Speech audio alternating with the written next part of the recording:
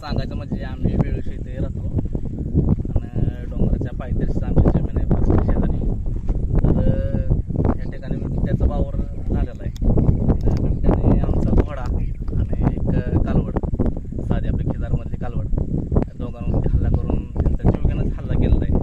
त्यामुळं या भागामध्ये खरं सांगा म्हणजे भीतीचं वातावरण निर्माण झालेलं आहे. त्यामुळं सर्व लोकांचे भयभीत झालेले आहेत. आणि आम्ही डोंगराच्या कडं आमची वस्तीचं डोंगराच्या कडला असल्यामुळं आम्हाला रात्रीचं बाहेर निघायचं म्हणलं तरी एक भीतीचं वातावरण आहे.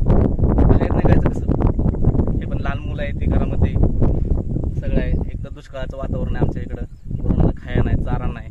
आणि यामध्ये जर हे संकट आलं तर माणसानं जगायचं कसं?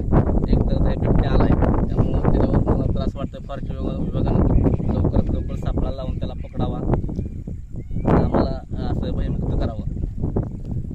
कारण की कसं आहे, रात्रीचं विहिरीचं आम्हाला रात्रीचं विहिरीवरती मोटर चालू करायला लागतं. आणखी काय अडचणी असतात त्या, दुष्काळाचं सावट पडलेलंच आहे.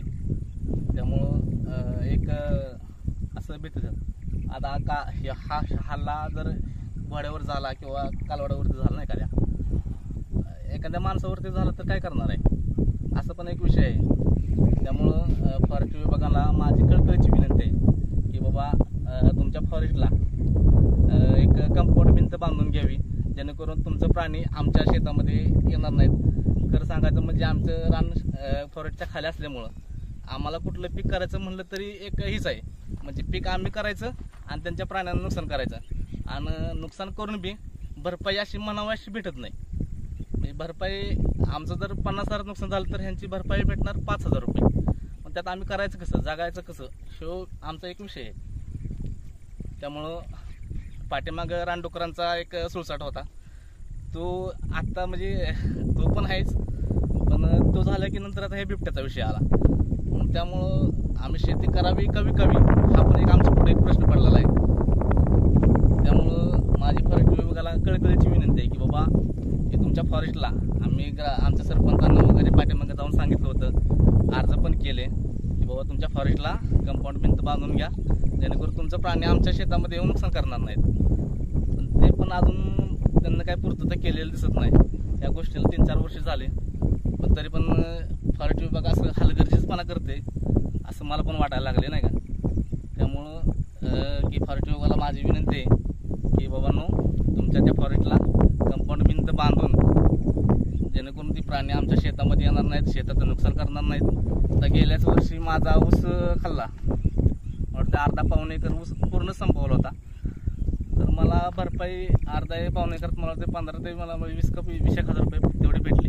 मग त्या ऊसाचं माझं पैसे 2-2.5 लाख रुपये झाला असतं. एवढं जर हे करून जर शेती करायची कशी, हा एक महत्त्वाचा प्रश्न आहे. आणि ह्या ठिकाणी आम्ही डोंगराच्या कडे असल्यामुळं सारखं प्राण्यांची वर्दळ असतेच.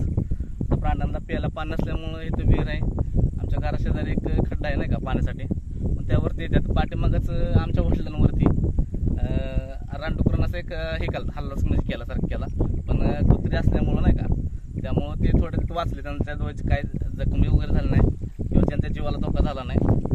जर कुत्री नसती तर त्यांना पण काहीतरी झालं असतं. त्यासाठीच माझी विनंती आहे की रानडुकरांची किंवा ह्या बिबट्याचे यांच्यावर प्रतिबंधात्मक उपाय म्हणून काहीतरी करावं. आणि आम्ही ह्या डोंगराच्या शेजारी राहिले, एक म्हणजे आता ह्या डोंगर बघताय तुम्ही, डोंगराच्या पायथ्यालाच माझं क्षेत्र आहे. डोंगराच्या पायथ्याला क्षेत्र असल्यामुळं आमच्यावर कधी बी अटॅक होऊ शकतो, कधी बी हल्ला होऊ शकतो.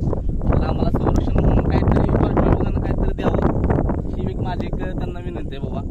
कारण की असा आता हे बिबट्यानं हल्ला केला, बिबट्या आता डोंगर जवळ असल्यामुळे त्याला पण जवळ होते ना, काय खायचं काय करायचं म्हणलं, कधी माणसावर अटॅक करू शकतो, काय करू शकतो. त्यासाठी माझी त्यांना विनंती आहे की बाबा आम्हाला संरक्षणासाठी काहीतरी तुमच्याकडून